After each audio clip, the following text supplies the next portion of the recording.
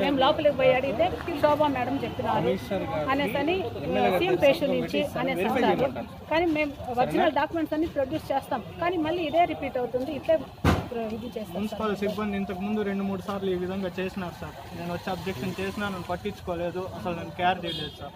పాత కమిషనర్ అరుణ మేడం కూడా ఏమన్నా మాట్లాడితే నేషనల్ హ్యూమన్ రైట్స్ అంటారు, ఎక్స్ పార్టీకి అయిపోయింది అంటారు. అసలు ఎంక్వైరీ చేయరు, ఏమీ చేయరు. ఎక్స్ పార్టీకి అయిపోయిందని వాళ్ళే డిసైడ్ చేసి వాళ్ళే ట్యాక్సులు మార్చేస్తారు. దయచేసి నాకు న్యాయం చేయండి సార్. శోభారాణి అనే ఆమె మా ఆయనకి చెల్లెలు సార్. ప్రాపర్టీ మా అబ్బాయిది. 15 days 35లో మేము ఉన్నాము.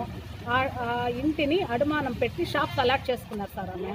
మాకు తెలియకుండా వచ్చి మేము అడిగినామంటే ఇక్కడ ఎన్నోసార్లు ఇచ్చినాం సార్. లెటర్స్ ఇచ్చినాము, అర్జీలు ఇచ్చినాము, ఇంజక్షన్ ఆర్డర్స్తో సహా మేము అన్నీ సబ్మిట్ చేసినాం సార్. అంతకుముందు విశ్వనాథ్ సార్ ఉన్నారు కమిషనర్ గారు, తర్వాత అరుణ మేడం ఉన్నారు. ఇంకా అప్పటి నుంచి మేము వచ్చి రావడము ఇవ్వడము మళ్ళీ అప్పటికి స్టాప్ చేస్తారు, మళ్ళీ యథాప్రకారం రిపీట్ చేస్తారు. ఏమంటే శోభారాణి హ్యూమన్ రైట్స్ ఇదే సార్, సీఎం పేషు అంటారు. మా కార్పొరేట్లకు చెప్తామంటేనా మా సమస్యకు రారు, ఎందుకంటే మా తప్పుడు కేసులు పెడతారు. ఆమె హ్యూమన్ రైట్స్ అని వాళ్ళు భయపడతారు. ఇంకా మా సమస్య ఎట్లా సార్ తీరుతుంది? ఇది 3-4 సార్లు ఇదే మరి అబ్జెక్షన్ చేసినాం సార్. వచ్చి మొన్న కూడా కమిషనర్ సార్కి ఇవన్నీ సబ్మిట్ చేసిపోయినాం సార్. మేము అతను అంటారు, లోపల ఉండే సిబ్బంది అంటారు ఎక్స్ పార్టీకి అయిపోయింది సార్. విషయం తెలుసుకోకుండా ఎట్లా సార్ ఎక్స్ పార్టీకి అవుతుంది? విషయం కనుక్కొని చెప్పాలి సార్. అది మేము కోర్టుకు తిరుగుతున్నాం, కోర్టుకు వేసిన వాళ్ళు రారు, లోపల మాత్రం ట్యాక్సులు మార్చేస్తారు. ఇది ఎంతవరకు కరెక్ట్ సార్? ఇది అదే సార్ మా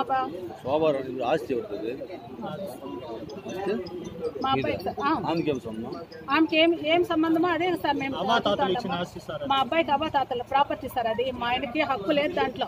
మా ఆయనకి కూడా ఎన్నెన్నో మాటలు చెప్పి ఆయనకి తెలియకుండానే కూడా ఇక్కడ ట్యాక్సులు మార్చుకున్నారు. ఎన్నోసార్లు వచ్చి మేము అబ్జెక్షన్ చేసినాము, అయితే కూడా కానీ వాళ్ళు రెస్పాండ్ కాలేదు.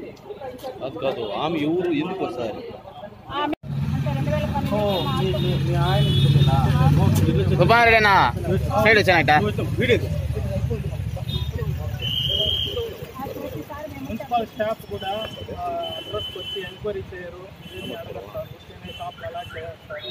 మళ్ళీ మేము తెలుసుకొని ఇక్కడికి వస్తాము. మా కార్పొరేటర్ కూడా భయపడతారు సార్. అప్పుడు కేసులు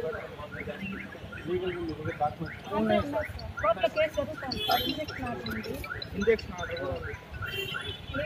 హలో